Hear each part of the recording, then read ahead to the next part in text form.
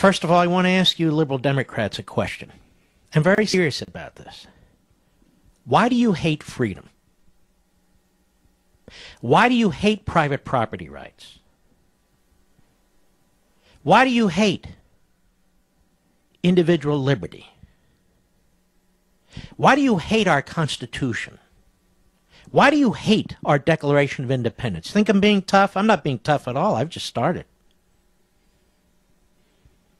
You obviously despise this society. Is there a better one somewhere?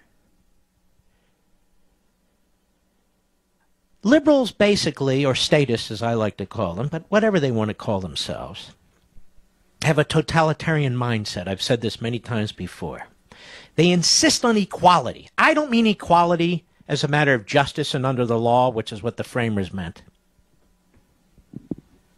I mean equality. That if you have a big car, why should you? If you have a big house, why should you? If your house has 3 bathrooms, why should you? Why should you? You don't need that. You don't need it. Who's decided that? Well, the statists, the liberals decided that. Oh, I see. And why should anybody suffer ever? Why should anybody fail ever? Well, people make decisions for which they are individually responsible. They do it all the time. But it's not fair. So these liberal statists, they reject the whole idea of our society because they reject human nature. And somehow they think man is so imperfect that we cannot govern ourselves. I'm not talking about government govern. I'm talking about put our pants on, take it off, put a dress on, take it off, feed ourselves, house ourselves, make decisions for our families about medical care, about saving. We're so imperfect, we're so flawed, we can't do it. And yet, somehow, through the electoral process, we're able to elect a relative handful of fellow Americans. We know precious little about their backgrounds, their competence, their private lives, what they say when nobody's listening. We have very little information about them. But somehow, if we call the guy a president or a vice president or a speaker of the House or majority leader or a Supreme Court justice or congressman or a senator, somehow they're more perfect than the rest of us. Somehow they not only can make decisions about our health care, they can make decisions about everybody's health care. How so? I don't know. We have a president of the United States who's chosen to never participate in the free market capitalist system. Never, ever. And yet now he rules over it.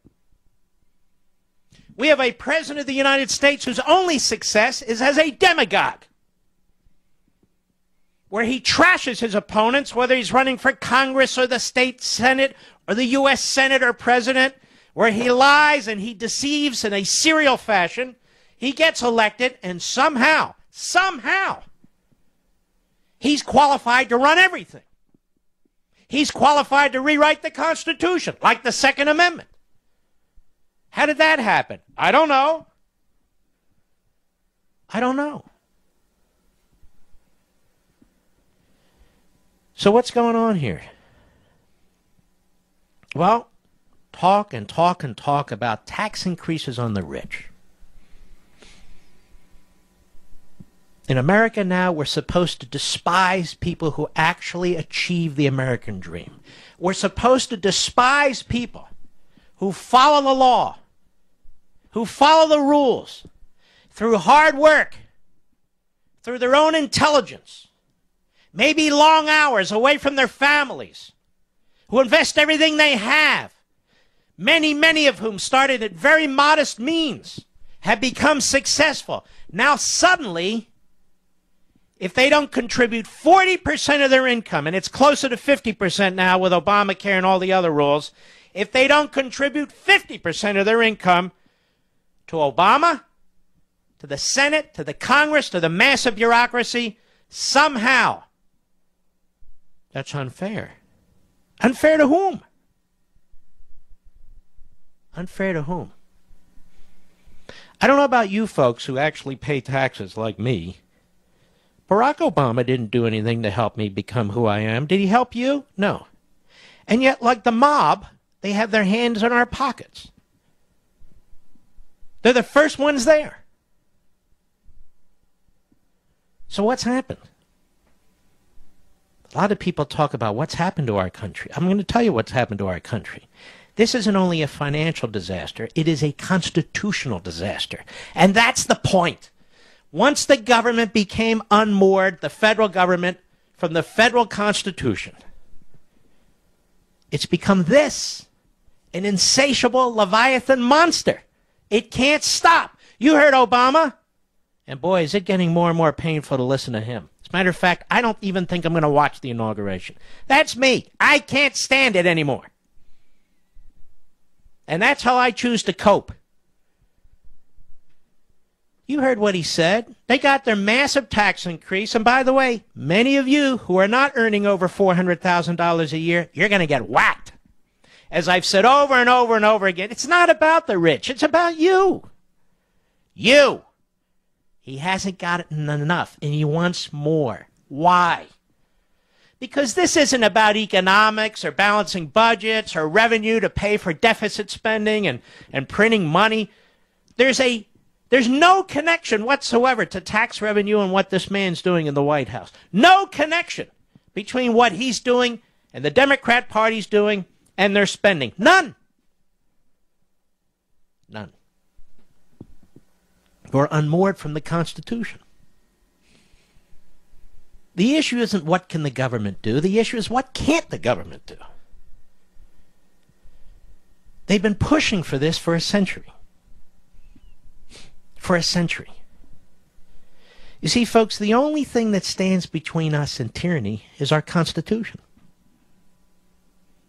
And the limits it places on Barack Obama and Harry Reid and, yes, John Boehner and the Supreme Court and all the rest of them. Well, for the most part, they're gone. They're gone. Now, each and every one of us who's self-sufficient, who works for a living, and that's most of us, by the way. Most of us work for a living. Most of us are not unemployed. Most of us are self-sufficient, take care of our families, take care of ourselves, pay for the food on our table, the clothing on our back, and the roof over our heads. The vast majority of Americans still do that. Well, most of us should resent to our core what's going on around here.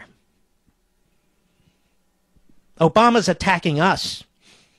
He's attacking our employers. He's attacking our savings, our pensions, our health care. He's attacking our lifestyle. He's attacking our liberty and our private property rights. He's attacking our unalienable rights. No president has this power under the Constitution. No Congress has the power to do what this Congress keeps doing under the Constitution. And why am I the only one talking about this? As far as I know, they keep meeting in secret. They keep putting these big bills together, whether it's Obamacare, whether it's the stimulus, whether it is, yes, money for the Hurricane Sandy victims. And I'm going to get to that in a moment, too. Not the victims who need help, but the political hacks who use every occasion to steal money from the rest of us. This government is completely out of control. These politicians are completely out of control. This is not America. This is not a constitutional republic. It's something else. There's a professor, a law professor from Georgetown, and I'll get to him later too. I'll get to this buffoon later, who wrote in the New York Slimes on December 30th, give up the Constitution. Well, folks, they already have. FDR rejected it. Before him, Woodrow Wilson rejected it. We've got columnists who've rejected it. Over at Time Magazine, the Washington Post, the New York Times. They've all rejected it. Why? Because they think that we can have a benevolent dictatorship. That's why. I'm going to tell you the truth. When they say government is broken, they don't mean it's because politicians aren't complying with the Constitution. They mean we need authoritarianism. We need somebody to make decisions for all the rest of us. To do good. In the public interest, of course. This is what they mean to provide us. This is what they mean to bring us. This fiscal cliff discussion, what happened? The Republicans sold their soul to a president who would make Karl Marx and Saul Alinsky proud. A president who pretends to speak for the middle class and to represent the middle class while he's trying to destroy the middle class. He resents the middle class. He resents this entire society. That's why he's not done. He's going to push the envelope. Whether it's the debt limit, more spending, more government, whether it's the Bill of Rights, the Second Amendment, or for that matter, any amendment. This president means business. Mark Levin.